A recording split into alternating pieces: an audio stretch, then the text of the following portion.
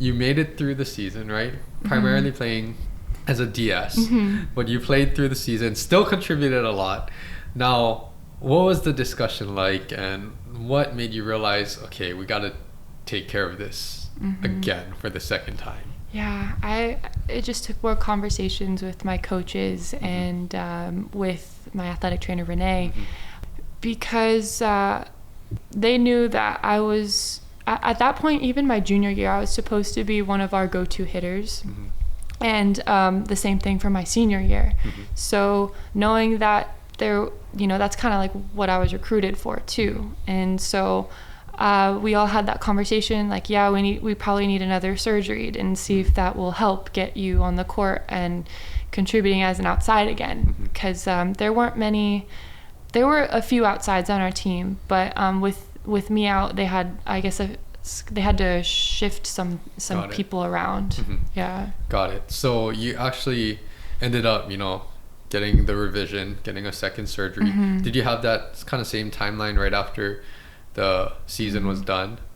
Yeah, I think I got that surgery around the same time that I got the first one. Okay. So, but it was kind of crazy. After that second surgery, I did feel a little bit different initially too, and the recovery process felt like it was heading in the right direction, and I felt more confident in my shoulder being better for that season. Yes.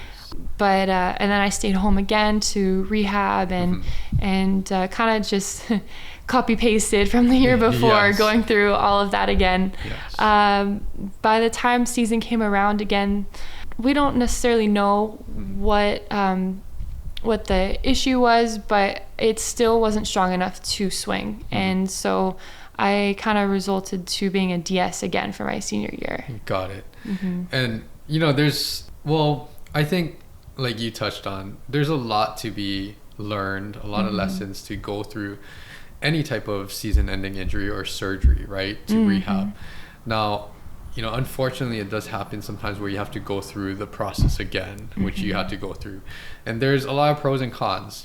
Some of the cons are like, we got to do all of this all over again, when you just did it.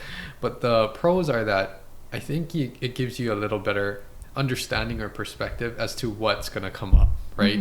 So, even though you're going through it again, that might help to ease some of the uncertainty or ease some of, I guess, the struggles, the day-to-day struggles of like doing the same things, right? And you just got to put in the work, and then every week it gets a little better, right? Until you get back to volleyball.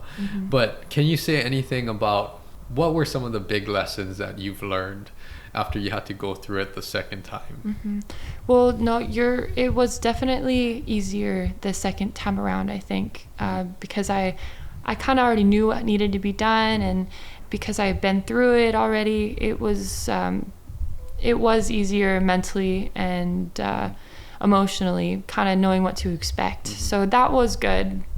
And I kind of wanted to make sure I didn't build it up so much in my head that second time around, because I didn't want to experience that again, being really invested in being an outside again, and saying like, I'm doing this so I can help the team by being an outside again. I didn't want to set myself up for that disappointment again. Okay.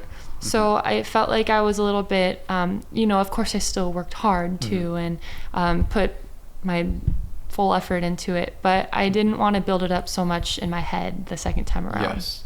And you were still in a good position, I think, where you were still contributing to the team, even as a DS, right? So it wasn't, ideal what you want to do, right? But you're still getting court time, you're still playing, contributing, and all of that.